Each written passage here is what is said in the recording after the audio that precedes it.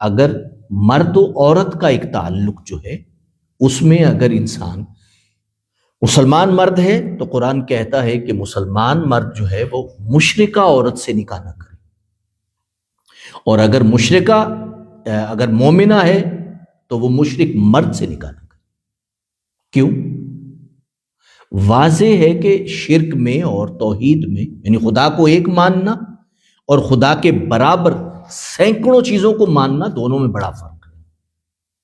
اصل میں مسئلہ یہ ہے کہ شادی تو ہو گئی، وہ کہتے ہیں جی فلاں نے مشرکہ سے شادی کر لی، ہو گئی، یہ مطلب کون سی بات ہے؟ وہ کسی نے کہا کہ بھئی وضو کرنا ضروری ہے، کسی نے اسے مسئلہ بتاتے ہوئے کہا وضو کرنا ضروری ہے، لازمی ہے نماز کے لیے، اس نے کہا میں تو کئی بار بغیر وضو کے پڑھی، ہو گئی، میری تو ہو گئی۔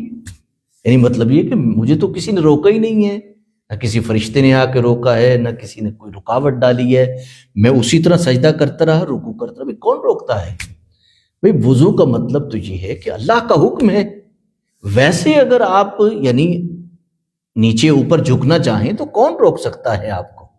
لیکن نماز جو ہے، جو اللہ کے حکم کے مطابق ہونا ہے، وہ تو باوضو ہونا ہے۔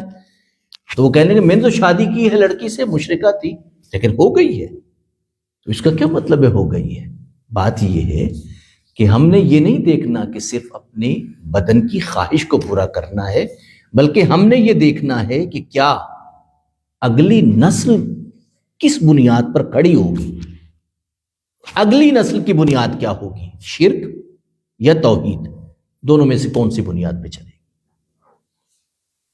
تو قرآن مجید کہتا ہے کہ شرک اور وحدت ایک گھر میں اکٹھے ہو جائے تو سوائے تباہی کے اور کچھ نہیں۔